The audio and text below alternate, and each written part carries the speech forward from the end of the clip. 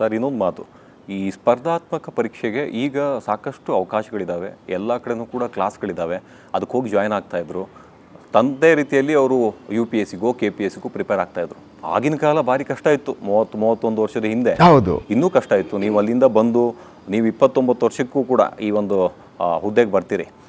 ಅಲ್ಲಿ ಯಾವ ರೀತಿಯಾದಂಥ ಸಮಸ್ಯೆಗಳಾಗ್ತವೆ ಅಂದರೆ, ನೀವು ಓದೋದಕ್ಕೆ ಈ ಲಾಗ್ ಹೋಗಿ ಸೇರ್ತೀರಿ, ಎಕ್ಸ್ಟ್ರಾ ಬುಕ್ಕು, ಜನರಲ್ ನಾಲೆಜ್ಗಳು, ಅದು ಇದು ಬೇರೆ ವಿಚಾರಗಳೆಲ್ಲ ಬೇಕಾಗುತ್ತೆ. ಆವಾಗ ಏನು ಮಾಡ್ತೀರಿ? ಆವಾಗ ಏನಾಯ್ತು ನೋಡಿ, ಇದೊಂದು ಚಾಲೆಂಜಸ್ ಬಂತು ನಮಗೆ.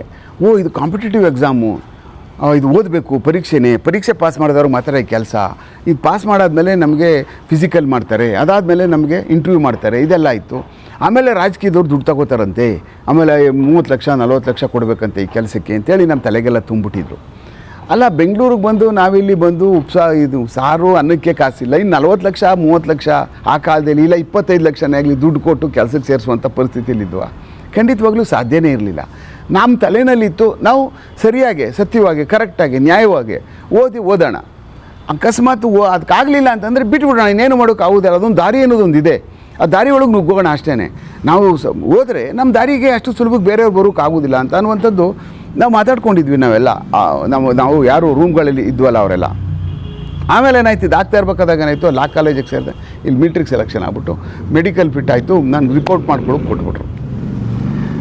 ಆಯಿತು, ಮಿಲ್ಟ್ರಿಗೆ ರಿಪೋರ್ಟ್ಗೆ ಹೋಗೋಣ ಅಂತ ಹೋದೆ. ಇಡೀ ರಾತ್ರಿ ಯೋಚನೆ ಮಾಡಿದೆ ನಾನು. ಆಯಿತು, 15 ವರ್ಷ ನಾನು ಸೇರ್ಕೊಬಿಡ್ತೀನಿ, ಈಗ 15 ಇಯರ್ಸ್, ನಾಳೆ ಎಕ್ಸಿಕ್ಯೂಟ್ ಮಾಡಿಕೊಡ್ಬೇಕು ಬಾಂಡು, ನಾಳೆ ಹೋಗ್ತಾರೆ. ಎಂಥದ್ದು ಮಾಡೋದು ಈಗ ಪರಿಸ್ಥಿತಿ? 15 ವರ್ಷ ಆದಮೇಲೆ ಮತ್ತೆ ಅದ ಪ್ರಕಾರ ನಾನು ವಾಪಸ್ ಬರ್ತೀನಿ.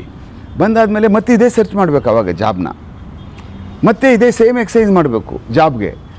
ಅಷ್ಟೊತ್ತಿಗಾಗಲೇ ಆವಾಗಲೇ ನನಗೆ 25, 23, 24 ಆಗಿರೋದ್ರಿಂದ ಮತ್ತೆ 34, 38, 40 ಹತ್ತತ್ರ ಬಂದ್ಬಿಟ್ಟಾಗ ನಮ್ಮ ಏನು ನಾವು ಗಟ್ಟಿಯಾಗಿರ್ಬೇಕಾಗಿರ್ತದೋ ಆ ಸಮಯದಲ್ಲಿ ಇನ್ನೂ ಗಟ್ಟಿನೇ ಆಗಿರೋದಿಲ್ಲ. ಏನು ಮಾಡೋದಲ್ಲ ಅಂತ ಇಡೀ ರಾತ್ರಿ ನಿದ್ರೆ ಮಾಡಿಲ್ಲ ನಾನು ಅಲ್ಲಿಗೆ ಹೋದಾದ್ಮೇಲೆ. ಆಮೇಲೆ ಏನಾಯಿತು, ನಮ್ಮನ್ನ ರಿಪೋರ್ಟ್ ಮಾಡ್ಕೊಳ್ಳೋಕೆ ಕರೆದ್ರು. ಹೋಗ್ಬಿಟ್ಟಾದ್ಮೇಲೆ ಕುಶಾಲಪ್ಪ ಅಂತ ಇದರಲ್ಲಿ ಹೆಡ್ಡು ಅವರು, ಅವ್ರ ಹತ್ರ ಹೋದೆ ನಾನು. ವಿಲ್ಲಿಂಗ್ ಲೆಟ್ರ್ ಬರ್ಕೊಡಿ ಅಂತ ಕೇಳಿದ್ರು. ನಾನು ಬರ್ಕೊಡಲ್ಲ ಅಂತ ಹೇಳಿದೆ. ಇಲ್ಲ ಸರ್, ನಾನು ವಾಪಸ್ ಹೋಗ್ತೀನಿ ಸರ್, ನನಗೆ ಐ ವಾಂಟ್ ಟು ಜಾಯಿನ್. ಆಮೇಲೂ ಸೇರ್ಬೋದಪ್ಪ ನೀನು, ಇಲ್ಲಿಂದ ಮುಗಿಸ್ಕೊಂಡಾದ್ಮೇಲೂ ಇಲಾಖೆಗೆ ಹೋಗ್ಬೋದು, ನಿನಗೆ ತುಂಬ ಸುಲಭ ಆವಾಗ ಹೋಗೋದಕ್ಕೆ, ಯಾವುದೇ ಸರ್ಕಾರಿ ಕೆಲಸಕ್ಕೆ ಆಗಿ ಹೇಳಿದ್ರು. ಬಟ್ ನಂದೆಲ್ಲ ಮೆರಿಟ್ ಎಲ್ಲ ನೋಡಿದ್ರಲ್ಲ, ಅವ್ರು ಭಾಳ ಖುಷಿಯೂ ಆಯಿತು. ಬಂದಿದೆಯಲ್ಲ ನೀನೊಬ್ಬ ಅಟ್ಲೀಸ್ಟ್ ಬೆಂಗಳೂರಿಂದ ಅಂದ್ಬಿಟ್ಟು ಅಂತ. ಆಮೇಲೆ ನಾನು ಸ್ಟ್ರೇಟಾಗಿ ಇಲ್ಲ ಸರ್, ನಾನು ಓದಬೇಕು ಮತ್ತು ನಾನು ಬೇರೆ ಕೆಲಸಕ್ಕೆ ಹೋಗಬೇಕು ಸರ್ ಅಂತ ಅನ್ನುವಂಥ ದೃಢ ನಿರ್ಧಾರ ಮಾಡ್ಕೊಂಡು ಅಲ್ಲಿಂದ ಬ್ಯಾಗ್ ಎತ್ಕೊಂಡು ವಾಪಸ್ ಬಂದುಬಿಟ್ಟೆ. ಅಲ್ಲಿಂದ ಬರ್ಕೊಟ್ಬಿಟ್ಟು ವಾಪಸ್ ಬಂದಾದಮೇಲೆ ಏನಾಗೋಯ್ತು, ಯಾರೂ ಸೇರಿಸ್ತೇ ಹೋದ್ರು ನಮ್ಮ ಮನೆಯಲ್ಲಿ. ಇವನೇನು ಯೂಸ್ಲೆಸ್, ಇವನು ಓದೋದೇ ಕೆಲಸ ಸಿಕ್ಕೈತೆ, ಇವನು ಬಿಟ್ಬಿಟ್ಟು ಬಂದವನೇ, ಯಾರು ಹೋದ್ರೂ ಮಾತಾಡ್ಸಲ್ರು. ಆಮೇಲೆ ಒಂಥರ ಈ ಬಟ್ಟೆ ಒಂದು 2 ವರ್ಷ ಹಾಕ್ಕೊಂಡಾದ್ಮೇಲೆ ಬಿದ್ದೋಗಿ ಬಿಸಾಕಿರ್ತಾರಲ್ಲ ಮೂಲೆಯಲ್ಲಿ, ಆ ಥರ ಆಗ್ಬಿಟ್ಟೆ. ಯಾರೂ ನನ್ನ ಕೇರ್ ಮಾಡಲ್ರು, ಅದನ್ನು ಕಾಲೆಲ್ಲೂ ಮುಟ್ಟು ಆ ಥರ ಆಗ್ಬಿಡ್ತು. ಆ ದಿನ ಇದೆಯಲ್ಲ, ಅದು ನೆನೆಸ್ಕೊಂಡ್ರೆ ಒಂಥರ ನನಗೆ it is a great challengeable days. ಆ ದಿವಸ ಈಚೆ ಬಂದಾಗ ಆ ಸಸ್ಟೈನ್ ಆದದ್ದು ಅವ್ರ ಜೊತೆ ಎಲ್ಲ, ಅವ್ರ ಮಧ್ಯೆ ಎಲ್ಲ. ಮತ್ತು ಆಮೇಲೆ ಅದು ಮಾಡ್ಕೊಂಡು ಹೋಗ್ತಾಯಿದ್ದೆ. ಸರಿ, ಲಾಗ್ ಹೋಗ್ತಾಯಿದ್ದೆ. ಅಷ್ಟೊತ್ತಿಗೆ ಎಕ್ಸಾಮಿನೇಷನ್ ಬಂದ್ಬಿಡ್ತು, ಅನೌನ್ಸ್ ಮಾಡಿಬಿಟ್ರು, ಎಕ್ಸಾಮಿನೇಷನ್ ಬಂತಿದ್ದು. ನಾವೆಲ್ಲ ಇಲ್ಲೇ ಕೂತ್ಕೊಂಡು ಓದೋಕ್ಕೆ ಪ್ರಾರಂಭ ಮಾಡೋದು. ಅದರ ಮಧ್ಯೆ ಕಾಲೇಜಿಗೂ ಹೋಗ್ತಿದ್ವಿ, ಲಾ ಕಾಲೇಜಿಗೆ ಇಲ್ಲಿಗೆ ಬರ್ತಿದ್ವಿ, ಮತ್ತು ಊರಿಗೆ ಹೋಗೋದು ಈಗೆಲ್ಲ. ಆಮೇಲೆ ಲಾ ಕಾಲೇಜಲ್ಲಿ ಏನು ಅಂದರೆ ನಿಮಗೆ ಅಟೆಂಡೆನ್ಸ್ ಏನಿರಲಿಲ್ಲ, ಹೋಗ್ಬೋದು ಬಂದಾಗ ಬರ್ಬೋದು, ಅದೊಂಥರ ತೃಪ್ತಿ ಇದ್ದಂಗೆ. ಅದಕ್ಕೇನು ಅಟೆಂಡೆನ್ಸ್ ಇಲ್ಲ ಇಂಥದ್ದೇನಿಲ್ಲ. ಆಮೇಲೆ ಈಗ ಒಂದೇ ಒಂದು ಅಪ್ಲಿಕೇಶನ್ ಹಾಕಿರೋ ಅದೊಂದು ಅಪ್ಲಿಕೇಶನ್ ಹಾಕಿದ್ದೆ, ಬಂದ್ಬಿಟ್ಟೆ ವಾಪಸ್ಸು. ಸೆಲೆಕ್ಷನ್ ಆಯಿತು. ಅದು ನನ್ನ ಹತ್ರ ಆರ್ಡ್ರ್ ಇದೆ, ಸೆಲೆಕ್ಷನ್ ಆರ್ಡ್ರ್ ಕಾಪಿ. ಇನ್ನು ಸ್ಟಿಲ್ ನಾನು ನೋಡ್ತಾ ಇರ್ತೀನಿ ಯಾವಾಗ್ಲೂ. ಅದು ರಿಮೆಂಬರೆನ್ಸ್ ಮಿಲ್ಟ್ರಿದು ಅಂದರೆ it is not an ordinary thing ಅದು. ಆಮೇಲೆ ಬಂದೆ ಎಕ್ಸಾಮಿನೇಷನ್ಗೆ ಓದ್ಕೊಳ್ಳೋಕೆ ಶುರು ಮಾಡೋದು. ಆದಮೇಲೆ ಜನರಲ್ ನಾಲೆಡ್ಜು. ಆಮೇಲೆ ಅಷ್ಟೊತ್ತಿಗಾಗಲೇ ಬೆಂಗಳೂರು ಪ್ಯಾಟರ್ನ್ ಆಫ್ ಎಕ್ಸಾಮಿನೇಷನ್ ನಮ್ಗೆ ಗೊತ್ತಾಯಿತು. ಹೇಗೆ ಇಲ್ಲಿ ನಾವು ಓದಬೇಕು, ಈ ಕಾಂಪಿಟೀಷನ್ ಮಧ್ಯೆ ನಾವು ಹೆಂಗೆ ಕೆಲಸ ತೊಗೋಬೇಕು, ಓದೋದಷ್ಟೇ ನಮ್ಮ ಕೆಲಸ. ಲಂಚ ಪಂಚ ನಮ್ಗೆ ಗೊತ್ತಿಲ್ಲ, ಅದಿಲ್ಲೂ ಇಲ್ಲ, ನಮ್ಮ ಹತ್ರ ಕೊಡೋಕ್ಕೂ ಸಾಧ್ಯ ಇಲ್ಲ. ಈಗ ನಿಯತ್ತಾಗೆ ಕಷ್ಟಪಟ್ಟರೆ ಆಗ್ಬಿಟ್ಟಂತೆ ಅನ್ನುವಂಥದ್ದು ಕೆಲವು ಜನ ಹೇಳ್ತಿದ್ರು, ಕೆಲವು ಜನ ನಮ್ಮನ್ನು ಡಿಸ್ಕರೇಜ್ ಮಾಡಿಬಿಡ್ತಿದ್ರು. ಒಂದು ಸಾರಿ ಏನು ಮಾಡಿದೆ, ಅಪ್ಲಿಕೇಶನ್ ತೊಗೊಂಡು ಬಂದೆ ಹೋಗಿ DG ಆಫೀಸಲ್ಲಿ. ಯಾವುದಕ್ಕೆ ಇದನ್ನು ಅದು ಯಾರ ಹತ್ರನೂ ಕಾಸು ಇಸ್ಕೊಂಡು ನಮ್ಮ ಬಾವರ ಹತ್ರ 25 ರೂಪಾಯಿ ತಗೊಂಡು 5 ರೂಪಾಯಿ ಅಪ್ಲಿಕೇಶನ್ನು ಅದು ಕೊಟ್ಟಬೇಕಾಯ್ತು. ಅಲ್ಲಿ ಮನಿ ಆರ್ಡರ್ ತೊಗೋಬೇಕಾಯ್ತು. ತೊಗೊಂಡೋಗಿ ನಮ್ಮ ರೂಮಿಗೆ ತಂದೆ. ನೋಡಿ, ಸಬ್ ಇನ್ಸ್ಪೆಕ್ಟರ್ಗೆ ಕಾಲ್ ಮಾಡಿದ್ದಾರೆ, ಅಪ್ಲಿಕೇಶನ್ ತಂದಿದ್ದೀನಿ. ಇವ್ರು ಖುಷಿ ಆಗ್ಬಿಡ್ತು, ಒಳ್ಳೇದು ಮಾಡಿ. ಇವರೆಲ್ಲ RFOಗೆಲ್ಲ ಓದ್ತಿದ್ರು ನಮ್ಮವರು. ಅವರೆಲ್ಲ BSc CBZ ಆ ಬ್ಯಾಕ್ಗ್ರೌಂಡ್ ಇದ್ದವರು, ನಾನು ಒಬ್ಬನೇ BA ಬ್ಯಾಕ್ಗ್ರೌಂಡ್ ಇದ್ದವನು. ಅವ್ರು ಅದಕ್ಕೆ ಟ್ರೈ ಮಾಡ್ತಾನೆ, RF ಎಕ್ಸಾಮ್ಗಳು ಮತ್ತು ಬೇರೆ ಬೇರೆ ಈ ಟ್ರಾಫಿಕ್ಕು KSRTCಗೆಲ್ಲ ಟ್ರೈ ಮಾಡ್ತಾಯಿದ್ರು, ಅವರೆಲ್ಲ ಓದ್ತಾಯಿದ್ರು. ನಾನೊಬ್ಬನೇ ಈ BA ಆದ್ದರಿಂದ ನನ್ನದೇ ಆದಂಥ ಬ್ಯಾಕ್ಗ್ರೌಂಡ್ ಇತ್ತಲ್ಲ, ಅದನ್ನು ಓದ್ಕೊಂಡು ಮಾಡ್ತಾಯಿದ್ರು. ಅಪ್ಲಿಕೇಶನ್ ತಂದೆ, ತಂದ್ಬಿಟ್ಟ, ವೆರಿ ಗುಡ್, ಸರಿ ಆಯಿತು. ಅವ್ರಿಗೆಲ್ಲ ಕೊಟ್ಟೆ, 5 ರೂಪಾಯಿ ಕೊಡಬೇಕಪ್ಪ, ಕೊಡ್ತೀನಿ, ಇಲ್ಲಾಂದರೆ ಆಮೇಲೆ ಕಷ್ಟ, ನಾನು ಸಾಲ ಇಸ್ಕೊಂಡು ಬಂದಿರೋದು ಅಂತೇಳಿ ವೆಂಕಟಸ್ವಾಮಿಗೂ ಒಂದು ಕೊಟ್ಟೆ, ಆಮೇಲೆ ಜಯರಾಮು, ಆಮೇಲೆ ಇನ್ನೂ 5 ಇದ್ವಲ್ಲ, ಅದರಲ್ಲಿ ನಾನೊಂದು ಇಟ್ಕೊಂಡೆ, ಇನ್ನು 2 ಬಾಕಿ ಇತ್ತು. ರಾಮಣ್ಣ ಅಂತ ನಮ್ಮ ರೂಮ್ ಪಕ್ಕದಲ್ಲಿದ್ದರು, ಮಿಲ್ಟ್ರಿ ಮುಗಿಸ್ಕೊಂಡು ಬಂದಿದ್ರು ಅವರು KEBನಲ್ಲಿ 2nd ಡಿವಿಷನ್ ಕ್ಲರ್ಕಾಗಿ ಅಪಾಯಿಂಟ್ ಆಗಿದ್ರು ಆಗಲೇ ಮಿಲ್ಟ್ರಿ ಕೋಟಾದಲ್ಲಿ. ಅವ್ರಿಗೊಂದು ಕೊಟ್ಟೆ. ನನಗೆ ಯಾಕಪ್ಪ ಬೇಕು, ನನಗೆ ಈಗ ನನ್ನ ಕೆಲಸಕ್ಕೆ ಸೇರ್ಕೊಂಡಿದ್ದೀನಿ, ಇನ್ನು ಮತ್ತೆ ನಾನು ಹೇಗಾಗೋದು, ತಗೊಳ್ಳಿ, ನನಗೆ ಏನು 5 ರೂಪಾಯಿ ವಾಪಸ್ ಬಿಡಬೇಕು ನನಗೆ ಅಷ್ಟೇ. ರಾಮಣ್ಣ, ತಗೊಳ್ಳಿ ರಾಮಣ್ಣ, ನೀವು ಹಾಕಿ ಅರ್ಜಿನ, ನೀವೇನು ತೊಂದರೆ ಏನಂತೆ, ಕಷ್ಟ ಏನಾಗ್ತದೆ, ಕಷ್ಟ ಏನು ನಿಮಗೆ, ಸಮಸ್ಯೆ ಏನೈತೆ, ಹಾಕಿ ತಗೊಳ್ಳಿ. 5 ರೂಪಾಯಿ ಕೊಟ್ಟರು, ಅವರೊಂದು ಅಪ್ಲಿಕೇಶನ್ ಎಲ್ಲ ಫಿಲ್ ಮಾಡಿದ್ರು. ಇನ್ನೊಂದು ನಮ್ಮ ಪಂಚಲಿಂಗ ಅಂತ ಇದ್ದ ಆ ಮನುಷ್ಯ, ತುಂಬ ಬ್ರಿಲಿಯಂಟ್ ಇದ್ದ ನಮ್ಮಲ್ಲಿ. ಸೋ ಬ್ರಿಲಿಯಂಟ್, ಈಸ್ ಫಿಟ್, ಚೆನ್ನಾಗೂ ಇದ್ದ, ಗಟ್ಟಿಯಾಗಿದ್ದ. ಅವ್ನಿಗೊಂದು ಗ್ಯಾರಂಟಿ ತೊಗೋತಾನೆ ಅಂತ ಬಂದೆ. ಅವ್ನು ಬೆಂಗಳೂರಿಗೆ ಆಗಲೇ ಬಂದು ಭಾಳ ದಿವಸ ಆಗಿದ್ದು, ಬಂದು ಒಂದು 5-6 ವರ್ಷ ಆಗಿಬಿಟ್ಟು ಈ ಬೆಂಗಳೂರದ ಆಳ ಉದ್ದ ತಿಳ್ಕೊಬಿಟ್ಟಿದ್ದ ಅವನು. ನಿಮಗೆಲ್ಲ ನಿಮ್ಗೇನು ಬುದ್ಧಿಗಿದ್ದಿ ಇದೆಯಾ, ನನ್ನ ಮಕ್ಳಿಗೆ ಕಾಫಿ ಕೊಡಿ, ಕಾಸಿಲ್ಲ, ನೀವೆಲ್ಲ ನನ್ನ ಮಕ್ಳ ಸರ್ವಿಸ್ ಆಗಲ್ಲ ಕಣ್ರೋ, ಎಲ್ಲ ಲಂಚ ಕೊಡಬೇಕು, ಮಿನಿಸ್ಟ್ರಿಗಳು ರೆಕಮೆಂಡ್ ಬೇಕು, ನಾವೆಲ್ಲ ನೋಡಾಗದೆ. ಅವನು ವಿಜಯ ಕಾಲೇಜಲ್ಲಿ ಡಿಗ್ರಿ ಮುಗಿಸ್ಕೊಂಡಿದ್ದ, ನೈಟ್ ಕಾಲೇಜಲ್ಲಿ, ಮತ್ತು ಕಾರ್ಪೊರೇಷನಲ್ಲಿ ಟೆಂಪ್ರವರಿ ಕೆಲಸ ಮಾಡ್ತಿದ್ದ ಅವನು. ಅಲ್ಲ, ಏನು ಗೊತ್ತಿಲ್ಲ, ಮೊನ್ನೆ ಬಂದುಬಿಟ್ಟಿದ್ರಿ ಕ್ಯಾಂಪಸ್ ಬಂದುಬಿಟ್ಟು, ನನ್ನ ಮಕ್ಕಳ ನೀವೆಲ್ಲ ಆಸೆ ಹಂಗೆ ಏನೇನೋ ರೇಗ್ಸು, ತಗೊಳ್ಳೇ ಹಾಳಾಗಿ ಹೋಗಲಿ ಅರ್ಜಿನ, ನೀನು ತಗೋ 5 ರೂಪಾಯಿ ಕೊಡು, ಹೋಗಯ್ಯೋ ನನಗೆ ಬೇಡ ಅಂದ್ಬಿಟ್ಟ. ಆಮೇಲೆ ಶೇಖರ ಅಂತ ಕಂಡಕ್ಟರ್ ಆಗಿದ್ದ, ಡಿಸ್ಮಿಸ್ ಆಗಿಬಿಟ್ಟಿದ್ದ. ಅದರಲ್ಲಿ ನಮ್ಮ ಶೇಖರ್ ಅಂತ ಅವನು ಕೊಟ್ಟೆ, ತಗೊಳ್ಳೇ ನೀನಾದರೂ ಅಂತೇಳಿ ಅಂತ. ಆಯಿತು ಕೊಡು ನೋಡೋಣ ಅಂದ್ಬಿಟ್ಟು ಅವ್ನು ಕೊಟ್ಟ, ಫಿಲ್ ಮಾಡಿದ್ರು, ಎಲ್ಲ ಆಯಿತು, ತೊಗೊಂಡೋಗ್ಬಿಟ್ಟು ಅರ್ಜಿ ಹಾಕ್ಬಿಟ್ಟು ಬಂದೆ. ನಾವೆಲ್ಲ ಅರ್ಜಿ ಹಾಕಿದ್ಮೇಲೆ ಆಯಿತು, ಎಕ್ಸಾಮಿನೇಷನ್ಗೆ ಓದಬೇಕಾಗಿತ್ತಲ್ಲ, ಅನೌನ್ಸ್ ಮಾಡಿಬಿಟ್ರು. ಓದ್ತಾ ಇದ್ವಿ ಎಲ್ಲ, ಸುಮಾರು ಪೇಪರ್ಗಳನ್ನ ಅಲ್ಲಿ ಮೇಲ್ಗಡೆ ಹೊಸದುರ್ಗದವರು ನಮ್ಮ ರಾಜು ಅಂತಿದ್ರು, ಕೆಲಸ ಮಾಡ್ತಿದ್ರು, ಅವ್ರ ಹತ್ರ 10 ವರ್ಷದ ಪೇಪರ್ ತೊಗೊಂಡು ಬಂದೆ. ಅವ್ರು ಕೊಟ್ಟರು ನನಗೆ, 10 ಇಯರ್ಸ್ ಪೇಪರ್ ಕೊಡ್ತೀನಿ, ಅದನ್ನು ನೀವು ನೋಡಿಕೊಂಡ್ರೆ ಅದೇ ಥರ ಎಲ್ಲ ಬರುತ್ತೆ, ಮಾಡ್ಕೊಳ್ಳಿ ಅಂತೇಳಿ. ತಂದಾದಮೇಲೆ ಅದನ್ನೆಲ್ಲ ಪ್ರಿಪೇರ್ ಆದ್ವಿ ನಾವು, 10 ಇಯರ್ಸ್ದೆಲ್ಲ ಹೆಂಗೆ ಬರ್ತದೆ, ಯಾವ ಥರ ಕೇಳ್ತಾರೆ ಇದೆಲ್ಲ ಅಂತ. ಅದಾದಮೇಲೆ ಎಕ್ಸಾಮಿನೇಷನ್ಗೆ ತಯಾರಾಗ್ಬಿಟ್ಟು ಓದ್ವಿ. ಶೇಖರ ನನ್ನ ಪಕ್ಕದಲ್ಲೇ ಬಿದ್ದೋಗ್ಬಿಟ್ಟೈತೆ ಒಂದು ರಿಜಿಸ್ಟರ್ ನಂಬರು, ಇನ್ನು ಉಳಿದವರೆಲ್ಲ ಬೇರೆ ಬೇರೆ ಕಡೆ ಬಿದ್ದಿತ್ತು. ಸರಿ, ಎಕ್ಸಾಮಿನೇಷನ್ ಎಲ್ಲ ಆಯಿತು, ಎಲ್ಲ ಆಯಿತು.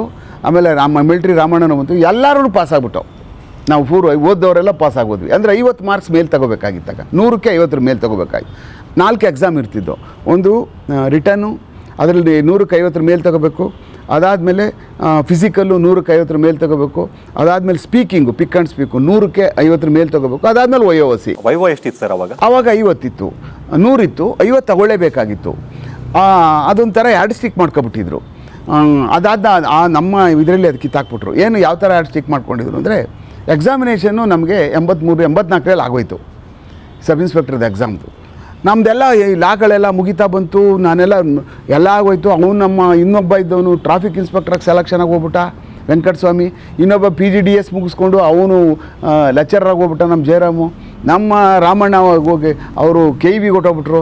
ನಾನೊಬ್ಬನೇ ಖಾಲಿ ಪ್ರಾಕ್ಟೀಸ್ ಮಾಡ್ತಿದ್ದವು, ನಾನೊಬ್ಬನೇ. ಎಲ್ಲ ಒಂದೇ ರೂಮಲ್ಲಿ ಇರ್ತಿದ್ವಿ. ಆದಮೇಲೆ ಮುಚ್ಚಾಕೆ ಬರಲೇ ಇಲ್ಲ, ಇದು ಹೊಟ್ಟೆ ಹೋಯ್ತಿದ್ದು, ಚಾಪ್ಟರ್ ಕ್ಲೋಸ್ ಆಗೋಯ್ತು, ಮಾತಾಡಿಸ್ಲಿಲ್ಲ. 85 ಬಂದು 84ರಲ್ಲಿ ಅನೌನ್ಸ್ ಆದಮೇಲೆ 85 ಇಲ್ಲ, 86 ಇಲ್ಲ, 87, 88 ಇಲ್ಲ, 88 ನವಂಬರು ಡಿಸೆಂಬರು ನಮ್ಮ ಮನೆಗೊಂದು ಲೆಟ್ರ್ ಹೋಗಿತ್ತು, ಈ ಥರ ಫಿಸಿಕಲ್ ಇದೆ, ಅವ್ರನ್ನ ಕಳಿಸಿ ಫಿಸಿಕಲ್ಗೆ ಒಂದು ಕಾಲ್ ಲೆಟ್ರ್ ಬಂದಿತ್ತು.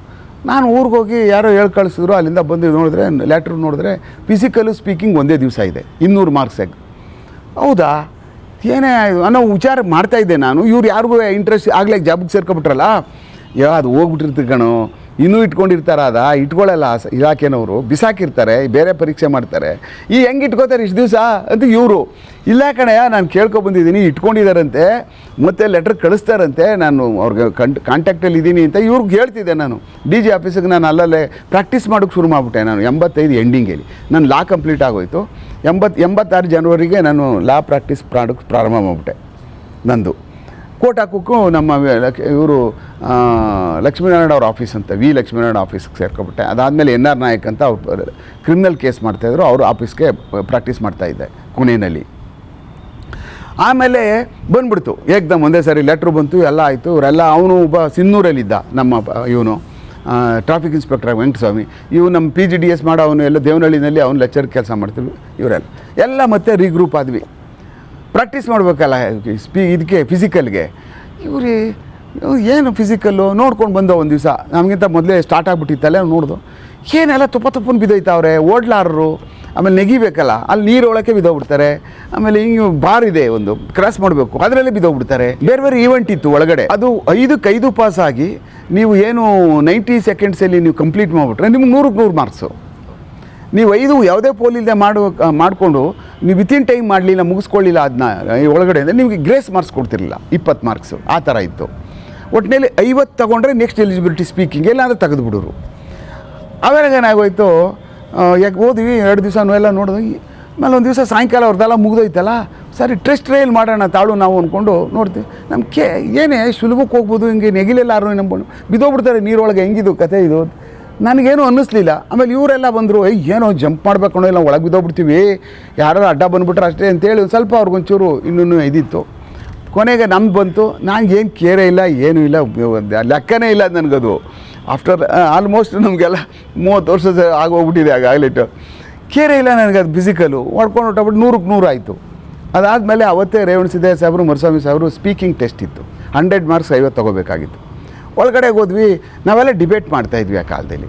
ಒಳ್ಳೆ ಕಾಲೇಜಲ್ಲಿ ವಿಪುರಂ ಲಾ ಕಾಲೇಜಲ್ಲಿ ವೆಂಕಟಸ್ವಾಮಿ, ಆಮೇಲೆ ನಮ್ಮ ಪಂಚಲಿಂಗ ಅವರೆಲ್ಲ ಸ್ಟೇಟ್ ಲೆವೆಲ್ ಡಿಬೇಟರ್ಗಳು ಸಖತ್ ಡಿಬೇಟ್ ಮಾಡ್ತಿದ್ರು. ಆವಾಗ ನಾವು ಹೋಗೋದು ಮಾಡೋದು, ಅವ್ರ ಜೊತೆಯಲ್ಲೇ ಡಿಬೇಟಿಂಗ್ ಮಾಡೋದು ಎಲ್ಲ ನಮ್ಗೆ ಚೆನ್ನಾಗಿ ಗೊತ್ತಿತ್ತಾಗ. ಆವಾಗ ಒಳಗೆ ಹೋದ್ವಿ. ಭಾಳ ತುಂಬ ಒಳ್ಳೊಳ್ಳೆ ಸಬ್ಜೆಕ್ಟ್ಗಳು ಒಳಗಡೆ ಆಗಲೇ ಬರೆದಿಟ್ಕೊಂಡಿದ್ರು. ವರದಕ್ಷಿಣೆ, ಆಮೇಲೆ ಜಾನಪದ ಸಾಹಿತ್ಯ, ಮತ್ತು ತುಂಬ ಒಳ್ಳೊಳ್ಳೆ ಸಬ್ಜೆಕ್ಟ್ಗಳು. ನಾವು ಅವನ 6 ಸರಿ ಮಾತಾಡಿರುವಂಥ ಸಬ್ಜೆಕ್ಟ್ಗಳು ಅವೆಲ್ಲ. ಅವ್ರಿಗೆ ಮರುಸ್ವಾಮಿ ಸಾಹೇಬ್ರ ಕಡೆಗೆ ಹೋದರೆ ಮಾರ್ಕ್ಸ್ ಜಾಸ್ತಿ ಬರ್ತದೆ ಅಂತ ಒಂದು ಟ್ರೆಂಡ್ ಆಗಿಬಿಟ್ಟಿತ್ತು, ಜಾಸ್ತಿ ಕೊಡ್ತಾರೆ. ರೇವಣಸಿದ್ದೇಶ್ವರ ಸಾಹೇಬ್ರಿಗೆ ರಜೀಡ್ ಅವರು ಕಮ್ಮಿ ಕೊಡ್ತಾರೆ ಅಂತ ಅಲ್ಲೆಲ್ಲ ಮಾತುಕತೆ ನಡೀತಾ ಇತ್ತು.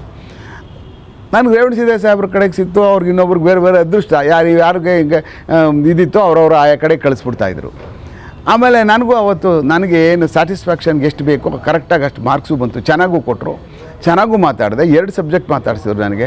ಒಂದು ಜನಪದ ಸಾಹಿತ್ಯ ಮಾತಾಡ್ಸಿದ್ರು, ಮತ್ತು ಇನ್ನೊಂದು ಅಸಹಕಾರ ಚಳುವಳಿ ಅಂತ ಹೇಳಿ ಒಂದೊಂದು ಸಬ್ಜೆಕ್ಟ್ ಎತ್ಕೊಂಡು ಮಾತಾಡು. ನೀನು ಪ್ರಿಪೇರ್ ಆಗ್ಬಿಟ್ಟಿರ್ಬೇಕು ಇದನ್ನು, ನೀನು ಅಂದರೆ ಇಷ್ಟು ಚೆನ್ನಾಗಿ ಮಾತಾಡಬೇಕು ಅಂದ್ರೆ ನೀನು ಪ್ರಿಪೇರ್ ಆಗಿ. ಇಲ್ಲ ಸರ್, ನಾನು ಡಿಬೇಟೆಲ್ಲ ಮಾಡ್ತಿದ್ದೆ, ಅದೆಲ್ಲ ಚೆನ್ನಾಗೆ ನನಗೆ ಗೊತ್ತಿತ್ತು ಅಂತ ಅಂದ್ಬಿಟ್ಟು ಅಂತ ನಾನು ಹೇಳಿದೆ. ಆವಾಗ ಆಯ್ತು, ಇನ್ನೊಂದು ಸಬ್ಜೆಕ್ಟ್ ತೊಗೊಂಡು ಮಾತಾಡಿ ಅಂದರು.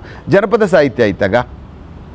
ಆಮೇಲೆ ಜನಪದ ಸಾಹಿತ್ಯದಲ್ಲಿ ಆವಾಗ ಎತ್ಕೊಂಡು ತಕ್ಷಣ ಅದು ಇನ್ನೂ ಚೆನ್ನಾಗಿ ಮಾತಾಡ್ಬಿಟ್ಟೇನೆ ಜನಪದ ಸಾಹಿತ್ಯನ. ಆವಾಗ ಅವ್ರಿಗೆ ಅನ್ನಿಸ್ತು, ಓಹೋ ಇವನು ಇವರು ಚೆನ್ನಾಗಿ ಮಾತು ಬರುತ್ತೆ, ಕಲ್ತ್ಕೊಂಡಿದ್ದಾನೆ ಅಂತೇಳಿ ಒಳ್ಳೆ ಮಾರ್ಕ್ಸ್ ಕೊಟ್ಟರು ಅವತ್ತು. 2ರಲ್ಲಿ ಅವತ್ತು ನನಗೆ 2 ಸೇರಿಸಿ 2 ಟೋಟಲ್ಲು ನನಗೆ 176 ಆಗ್ಬಿಡ್ತು 200 ಮಾರ್ಕ್ಸ್ಗೆ. ಇನ್ನು YOC ಮಾತ್ರ ಉಳ್ಕೊಳ್ತು ಅಷ್ಟೇ ಅವತ್ತು. ಅದಾದಮೇಲೆ ಆಯಿತು, ಎಲ್ಲ ಮುಗೀತು ಕಾರ್ಯಕ್ರಮ. ನಾನು ಪ್ರಾಕ್ಟೀಸ್ ಎಲ್ಲ ಮಾಡ್ತಾಯಿದ್ದೆ. ಇನ್ನೇನು ಆಲ್ಮೋಸ್ಟ್ ಸುಮಾರು ಈ ಪ್ರಾಕ್ಟೀಸಲ್ಲಿ ಒಂಥರ ಗಟ್ಟಿತನ ಬಂದ್ಬಿಟ್ಟಿತ್ತು ಆಗಲೇ. ಏನೇನು ಮಾಡೋದು, ಏನೇನು ಕತೆ, ಏನು ಇದೆಲ್ಲ ಒಂದು ಸ್ವಲ್ಪ ಕಲ್ತ್ಕೊಬಿಟ್ಟಿದ್ವಿ. ಜೀವನ ಮಾಡೋದಕ್ಕೆ ತೊಂದರೆ ಆಗದೇ ಇರೋ ಮಟ್ಟಕ್ಕೆ ಪ್ರಾಕ್ಟೀಸ್ ಕಲ್ತ್ಕೊಬಿಟ್ಟಿದ್ವಿ ಅಷ್ಟೊತ್ತಿಗಾಗಲೇ. ಆಮೇಲೆ ಇದು ಇಂಟರ್ವ್ಯೂ ಬಂತು ನಮಗೆ. ಮಾರ್ಚ್ ತಿಂಗಳು 1990ನಲ್ಲಿ ನಮಗೆ, ಅಲ್ಲ ನವಂಬರ್ ತಿಂಗಳು 1989ನಲ್ಲಿ ಇಂಟರ್ವ್ಯೂ ಬಂತು, IOSಗೆ ಬನ್ನಿ ಅಂತ.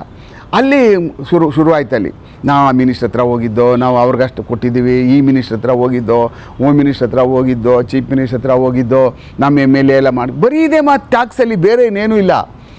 ಅಯ್ಯೋ ಮಕ್ಕಳು ಏನೇ ಹಿಂಗೆ ಹೇಳ್ತಾರಲ್ಲ ಅವರು. ಹೌದಾ, ಅಲ್ಲಪ್ಪ ನೋಡು, ನಮ್ಮ 3ರಲ್ಲಿ ಇಷ್ಟು ಮಾರ್ಕ್ಸ್ ಬಂದಿದೆ ನಂದು ಅದರೊಳಗಡೆ ಇಷ್ಟು. ಇವಾಗ ನಮ್ಮದು ರ್ಯಾಂಕ್ ಈಗೆಲ್ಲ ನಮ್ಗೆ ಗೊತ್ತಾಗಿದೆ. ಅವತ್ತೇ ಅನೌನ್ಸ್ ಮಾಡಿಬಿಟ್ಟಾರೆ ಮಾರ್ಕ್ಸ್ ಎಷ್ಟೆಷ್ಟು ಬಂದಿದೆ ಅಂದ್ಬಿಟ್ಟು ಅಂತ. ಇವತ್ತೊಂದು ಮಾರ್ಕ್ಸ್ ಇವತ್ತು ಹಾಕ್ಬಿಡ್ತಾರೆ ಸಾಯಂಕಾಲದೊಂದಕ್ಕೆ. ಕೂಡಿಸಿದ್ರೆ 150 ಪೋಸ್ಟ್ ಕಾಲ್ ಮಾಡಿದ್ದಾರೆ. ಯಾರ ಮೇಲೆ ಯಾರು ಕೆಳಗೆ ಅಂತ ಗೊತ್ತಾಗ್ಬಿಡುತ್ತಲ್ಲ ಇಲ್ಲಿ. ಏನು ಅವ್ರ ಹತ್ರ ಹೋಗಿ ನಾವು ಕಾಕಪುಡಿ ಹಿಡಿಬೇಕು ಅವ್ರಿಗೆ, ಹೌದಲ್ವಾ? ನಿಂಗೆ ಹೆಂಗೆ ಗೊತ್ತು ಅಂದ್ರೆ ಎಲ್ಲ ಲಿಸ್ಟೇ ಇದಾವಲ್ಲ ನಮ್ಮ ಹತ್ರ, ಬರ್ಕೊಂಡಿದ್ದೀವಿ ಪೂರ್ತಿ ಯಾರ್ಯಾರಿಗೆ ಎಷ್ಟೆಷ್ಟು ಬಂದಿದೆ ಮಾರ್ಕ್ಸು ಅಂತ. ಮುಗ್ದೇ ಹೋಯ್ತಲ್ಲ, ಅದ್ರಲ್ಲಿ ಗೊತ್ತಾಗ್ಬಿಡ್ತದಲ್ಲ ಮೆರಿಟ್, ಆರ್ಡರ್ ಆಫ್ ಮೆರಿಟು, ಯಾರ್ಯಾರು ಎಷ್ಟೆಷ್ಟು ಮಾರ್ಕ್ಸ್ ಕೊಟ್ಟರೆ ಇದಾಗ್ತದೆ ಅಂತ. ಸರಿ, ಇಂಟರ್ವ್ಯೂಗೆ ಎಲ್ಲ ಹೋದ್ವಿ. ಇಂಟರ್ವ್ಯೂಗೆ ಹೋದ ತಕ್ಷಣವೇ ನಮಗೆಲ್ಲ ಮಾರ್ಕ್ಸ್ಗಳು ಕೊಟ್ಟರು ಸಫಿಷಿಯೆಂಟ್. ಈಚೆ ಬಂದ ತಕ್ಷಣವೇ ನಮ್ಗೆ ಗೊತ್ತಾಯಿತು, ನಾನು ಇಷ್ಟು ನಂಬರಲ್ಲಿ, ನಮ್ಮ ರಾಮಣ್ಣ ಇಷ್ಟು, ನಮ್ಮ ಜಯರಾಮ್ ಇಷ್ಟು, ವೆಂಕಟಸ್ವಾಮಿ ಇಷ್ಟರಲ್ಲಿ ನಾವು ಸೆಲೆಕ್ಷನ್ ಆಗ್ತೀವಿ. ಹೆಂಗೋ ಹೇಳ್ತೀವಿ, ನನ್ನ ಕ್ಯಾಲ್ಕುಲೇಷನ್ ನಮ್ಗೆ ಮೊದಲಿಂದನೂ ಅದನ್ನೆಲ್ಲ ಒಂದು ಗ್ರಾಫ್ ಮಾಡ್ಕೊಂಡಿದ್ವಲ್ಲ. ಇಲ್ಲ ಕಣೆ, ಚೇಂಜ್ ಮಾಡಿಬಿಡ್ತಾರಂತೆ ಒಳಗಡೆ ಎಲ್ಲ, ದುಡ್ಡು ಇಸ್ಕೊಬಿಟ್ಟು ಬೇರೆಯವ್ರನ್ನೆಲ್ಲ ಒಳಗೆ ಹಾಕ್ಬಿಟ್ಟು ತಗೊಂಡಿರೋನೆಲ್ಲ ಆಚೆಗೆ ಹಾಕ್ಬಿಡ್ತಾರಂತೆ. ಹಿಂಗೆಲ್ಲ ಮಾಡ್ತಾರೆ. ಹಂಗೆಲ್ಲ ಮಾಡಲ್ಲ ಕಣೆ, ನಂಬಿಕೆ ಜೀವನ ಅಲ್ವಾ. ಹಂಗೆಲ್ಲ ಹೆಂಗೆ ಮೋಸ ಮಾಡಿಬಿಡ್ತಾರೆ ಹೇಳಿ. ಈಗ ನನಗೆ ಒಂದು ಆ ಥರದ್ದೊಂದು ಎಕ್ಸಾಮಿನೇಷನ್ ಮಾಡು ಅಂತ ಕೊಟ್ಟರೆ ನಾನು ಮಾಡೋಕ್ಕೆ ಬಿಟ್ಬಿಡ್ತೀನಾ? ಕತ್ಕೂದ್ರೂ ಬಿಡೋದಿಲ್ಲ ನಾನು. ಅನ್ಯಾಯ ಆಗಬಾರ್ದಲ್ವ? ಈಗ ಅದು ಹೆಂಗೆ? ಅದೆಲ್ಲ ನಡೆಯಲ್ಲ, ಅವೆಲ್ಲ ತಪ್ಪದು. ಏನೋ 1% 2% ನಡೆದೋಗ್ಬಿಡುವುದು, 99% ಆಯ್ತದೆ ಎಲ್ಲಾದ್ರೂ. ಇಲ್ಲ ಅಂತೇಳಿ ಅದ್ರ ಮೇಲೆ ನಂಬಿಕೆ ಇದ್ದ ನಾವೆಲ್ಲ. ಕೊನೆಗೆ ಲಿಸ್ಟು ಅನೌನ್ಸ್ ಆಗಿಬಿಡ್ತು. ಲಿಸ್ಟ್ ಅನೌನ್ಸ್ ಆದರೆ ನಾವೇನೇನು ಬರ್ಕೊಂಡಿದ್ವಲ್ಲ ಅದೇ ಥರ ನಾವು 4 ಜನನು ಈ ರೂಮಿಂದ ಖಾಲಿ ಮಾಡ್ಕೊಂಡು ಟ್ರಂಕ್ ಎತ್ಕೊಂಡು ಹೊಟ್ಟೋಗ್ಬಿಟ್ಟು ಪೊಲೀಸ್ ಟ್ರೈನಿಂಗ್ ಕಾಲೇಜ್ಗೆ. 4 ಜನ ಸೆಲೆಕ್ಷನ್ ಆದ್ವಿ. ಇನ್ನೊಂದು ಸಮಸ್ಯೆ ಏನಾಯ್ತಲ್ಲಿ, ಎಕ್ಸಾಮ್ ಇವ್ರನ್ನ 50 ಮಾರ್ಕ್ಸ್ ಬಂದಿರಲಿಲ್ಲ ನೋಡಿ. ಮೊದಲು 300 ಮಾರ್ಕ್ಸ್ಗೆ ತುಂಬ ಜಾಸ್ತಿ ತೊಗೊಬಿಟ್ಟಿದ್ರು ಅವರೆಲ್ಲ. ತಗೊಂಡಿದ್ದವ್ರನ್ನ ಇದರಲ್ಲಿ 48 47 ಕೊಟ್ಟು ಫೇಲ್ ಮಾಡಿಬಿಟ್ಟು ಅವ್ರು ಎಲಿಜಿಬಿಲಿಟಿ ಹೊಟ್ಟೋಯ್ತು. ಅವರೆಲ್ಲ ಕೋರ್ಟ್ಗೆ ಹೋದರು. ಕೋರ್ಟ್ಗೆ ಹೋಗಿ ಸುಪ್ರೀಂ ಕೋರ್ಟ್ಗೆ ಹೋಗಿ ಎಲ್ಲ ಬಂದೇ ಆ ಥರ ಎಲ್ಲ ಮಾಡಬೇಡ್ರಿ, ತಪ್ಪದು.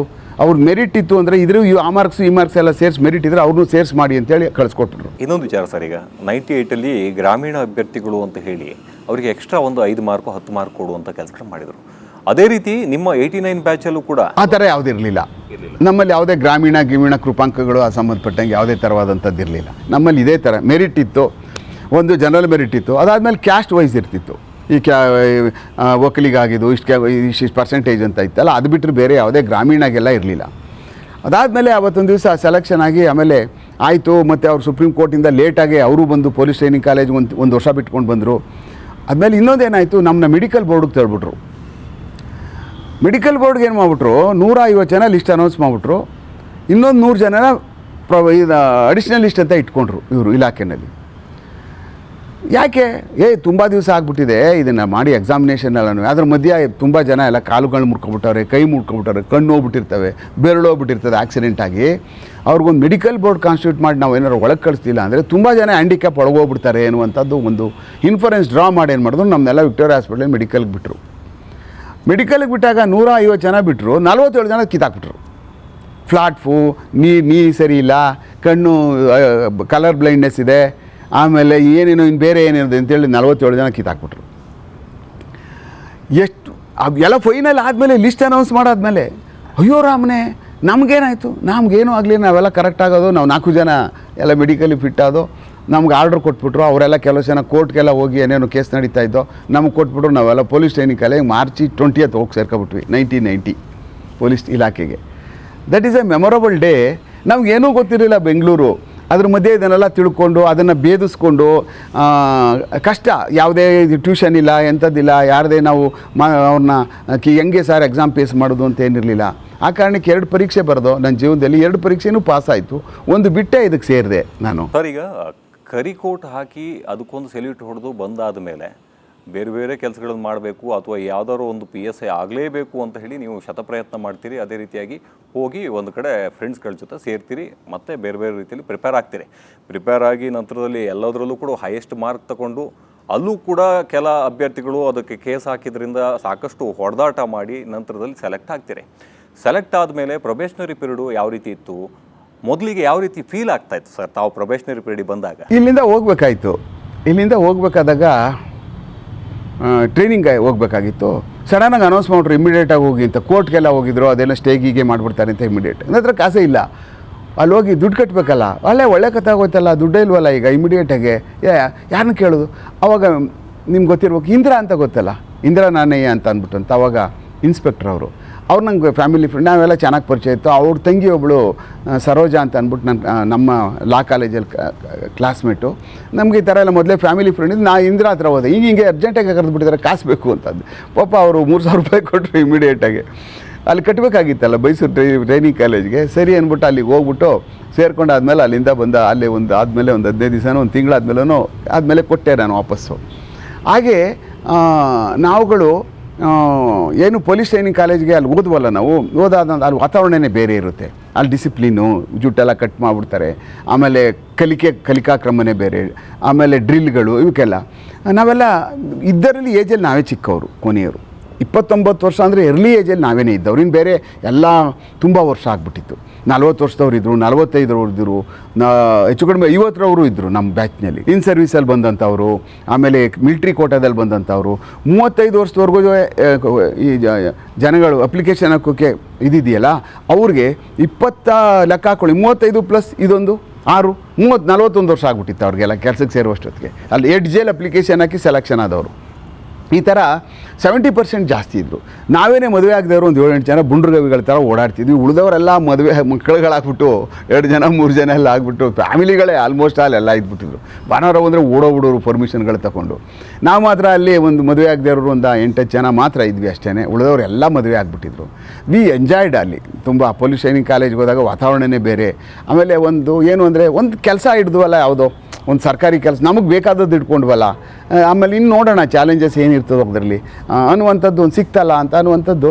ಅಲ್ಲಿಗೆ ಹೋದಾದ್ಮೇಲೆ ಅದ್ರ ಸ್ಯಾಟಿಸ್ಫ್ಯಾಕ್ಷನ್ನೇ ಬೇರೆ ಇರುತ್ತೆ. ಆ ಟ್ರೈನಿಂಗು, ಆ ವಾತಾವರಣ, ಅವ್ರ ಮಧ್ಯೆ ಇರುವಂಥದ್ದು, ಒಂದು ವರ್ಷ ಬೆಳಗ್ಗೆ ಎದ್ದು ಆ ಶೆಡ್ಯೂಲಲ್ಲಿ ಜೀವನ ಮಾಡುವಂಥದ್ದು, it is a amazing period ಬಿಡಿ.